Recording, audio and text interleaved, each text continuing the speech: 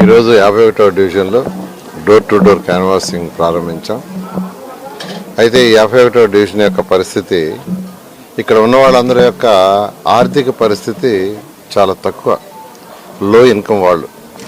ఇక్కడ వాళ్ళందరూ ఎక్కువగా చిన్న చిన్న పనులు చేసుకుంటుంటారు. ఎలక్ట్రీషియన్ కావచ్చు, ప్లంబర్ కావచ్చు, లేదా కొంతమంది డ్రైవర్లు, కొంతమంది ఏసీ మెకానిక్లు, ఇలా అందరూ ఆల్మోస్ట్ మెజారిటీ.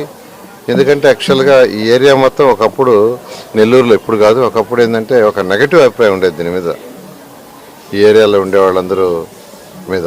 అయితే ఈరోజు అది లేదు. ఈరోజు పిల్లలు చదువుకుంటున్నారు. ఇప్పుడు నేను చాలా ఇళ్లలో తిరిగాను. బీటెక్ చదివిన వాళ్ళు ఉన్నారు, ఎంబీఏ చదివిన వాళ్ళు ఉన్నారు, ఎంసీఏ చదివిన వాళ్ళు. అయితే తక్కువ మంది, ఎక్కువ మంది 10th క్లాస్, ఇంటరు, నర్సింగ్ చదివిన వాళ్ళు ఎక్కువ మంది ఉన్నారు. ఇలా లో ఇన్కమ్ ఉన్న ఏరియా ఇది. ఇటువంటి ఏరియాని ప్రభుత్వం ప్రత్యేకంగా దృష్టి పెట్టి చేయాలి. ఇలాంటి నెల్లూరులో, ఎందుకంటే నెల్లూరులో ఉన్న మొత్తం 94,000 ఇళ్ళలో దాదాపు 80,000 ఇళ్ళు తిరిగాను నేను డోర్ టు డోర్. ఇంకా కూడా మరొక 14,000 తిరగాలి. అవి కూడా ఎలక్షన్లో కంప్లీట్ చేస్తాను. అయితే నేను గమనించింది ఏంటంటే కొన్ని ఏరియాలు, ఎలమవాడ దీన్ని తీసుకోవచ్చు, 13వ డివిజను, ఈ 51వ డివిజను, అదేవిధంగా సరేపల్లి కాలువ కట్ట, పెన్నారివర్ కట్ట, అదే కుసుమ హరిజనవాడ, దీన్ దయాళ్ నగర్, ఇటువంటి ఏరియాల్లో వాళ్ళ యొక్క ఇన్కము చాలా తక్కువ. దానికి కారణం ఏంటంటే మొదటి నుంచి చదువుకున్న వాళ్ళు తక్కువ. అయితే ఇప్పుడు బాగానే చదువుతున్నారు పిల్లలు. అయినప్పటికీ ప్రభుత్వం నుంచి వాళ్ళకి ఖచ్చితంగా కొంత సపోర్ట్ చేయాలి. ప్రభుత్వంలో అనేక పథకాలు ఉన్నాయి. సెంట్రల్ గవర్నమెంట్లోని పథకాలు ఉన్నాయి, స్టేట్ గవర్నమెంట్లో ఉన్నాయి. ప్రభుత్వ పరంగా అయితే ప్రతి ఒక్కరూ డెవలప్ కావడానికి పాలసీ డెసిషన్స్ తీసుకొస్తే ప్రతి ఒక్కరు డెవలప్ కావడానికి ఆస్కారం ఉంటుంది. కేంద్ర ప్రభుత్వంలో కూడా నిన్న బడ్జెట్ ఇచ్చారు. దాంట్లో కూడా నిరుపేదలకి అనేకమైన సంక్షేమ కార్యక్రమాలు పెట్టారు. తెలుగుదేశం పార్టీ కూడా ఈ యొక్క మేనిఫెస్టోలో అనేక సంక్షేమ కార్యక్రమాలు, పెన్షన్స్, వృద్ధులకు 3,000 నుంచి 4,000 చేశారు, వికలాంగులకు 6,000 చేశారు. ఈ విధంగా అనేక సంక్షేమ కార్యక్రమాలు నారా చంద్రబాబు నాయుడు గారు పార్టీ అధినేత చేశారు. ప్రతి మహిళ 18 ఏళ్ళు దాటిన ప్రతి పేద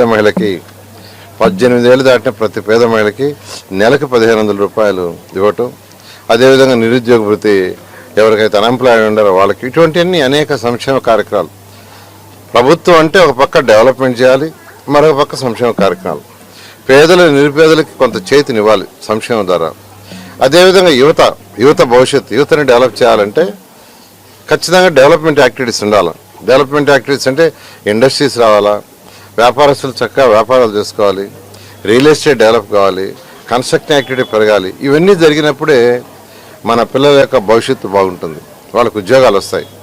ఏ తల్లి అయినా ఏ తండ్రి అయినా కొనుక్కునేది వాళ్ళ కొడుకు చక్కగా మంచి ఉద్యోగం చేయాలను, లేదా మంచి వ్యాపారం చేసుకోవాలని. ఎవరు కూడా ఖాళీగా ఉండాలని ఎవరు కోరుకోరు. ఇప్పుడు నేను యాక్చువల్గా ఇప్పుడే ఒక ఇంట్లో కలిశాను. ఆ అబ్బాయి కొద్దిగా ఫిజికల్ హ్యాండిక్యాప్. ఆ అబ్బాయికి ఒక దగ్గర ఉద్యోగం ఇచ్చారంట.